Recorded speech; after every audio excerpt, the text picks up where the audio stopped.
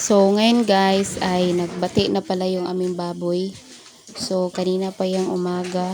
Ngayon ay alas 10 na ng gabi at yung baboy ay talagang balisang balisa guys. So, manganganak na siguro yan ngayon dahil mag-iisang araw na yan hindi nag-imik.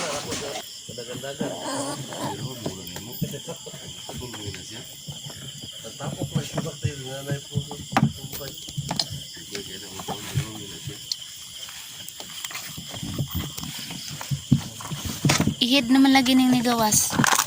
Ihid na.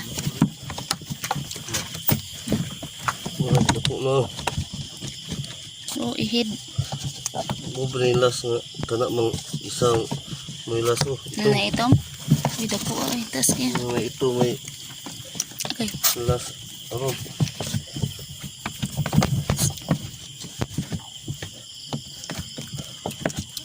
So, ayan guys, mag-aalas 12 na ng gabi at apat pa rin yung lumabas. Tapos, lumabas na pala yung inunlan guys. So, ibig sabihin, wala nang laman yung tiyan ng baboy. Hi guys! Good morning! So, for today's video ay, ayun guys, ay ipapakita ko sa inyo na yung baboy namin ay gilutas na namo guys. Amo nang separate na namin sa ina. So, ito guys, pakita ko sa inyo. So, ito na yung among. Gadget lang. Ito yung aking, ano guys, pinakagwapo na isog gayog nang. Ito guys, gilutas na namin guys ang aming baktin. Ito ang pinakamalaki. Yun, grabe ka guys, grabe ka bulingit. Yun naman ang ihid guys, grabe ka bulingit. Hindi pa to naligo guys, kaya walang tubig dito sa amin. Walang agas ang gripo. Yun guys, apat na lang ang natira. Ito naman yung kanilang inahin guys, sobrang payatot. And isa naman guys, yung bagong nanganak, ayan Tapos yung biik niya, apat lang kabuok. At wala siyang gatas. Kaya hindi man lumaki ang mga baktin. Yan guys, sobrang piki. Apat lang yan guys. So, ito pang isa. May kasama pang manok.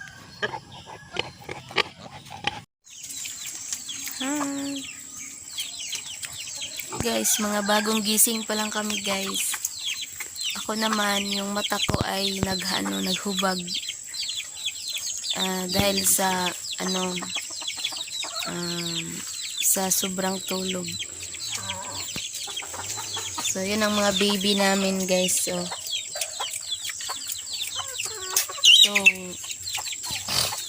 nga guys, nakakasad kasi apat lang talaga yung Tapos yung itim guys, yan, naglubog siya guys. Kasi basa yung ipot niya guys.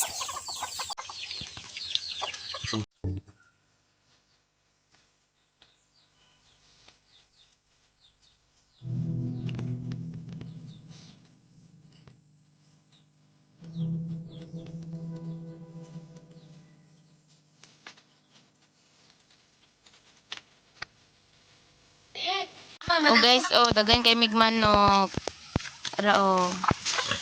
Abtik na sila, inigting bahog na. Amo na tanan ng manok guys. Ang bago ba, wala magulay ko. Ito nagitang Elmer. Awa guys.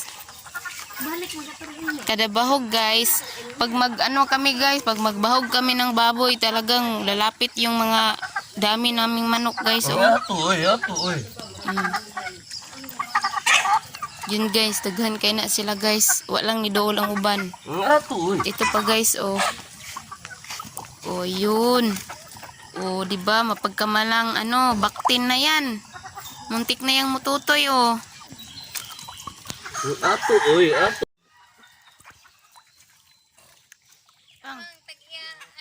Bang. So yan lang muna yung update sa baboy namin guys.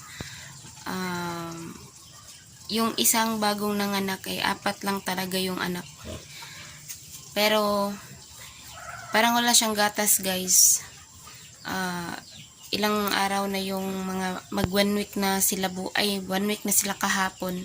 Pero yung mga biik ay hindi pa rin sila, hindi bumilog yung katawan guys ba. Kasi sa tingin namin parang walang gatas yung inahin, yung isa yung malaki. So yung isa na maliit lang, siyam yung anak. Pero yung isa na malaki, 4 lang ang anak. Sabi nila guys na ano daw, nahili sa pagkain. So, yun lang guys. Maraming salamat sa panonood. Bye!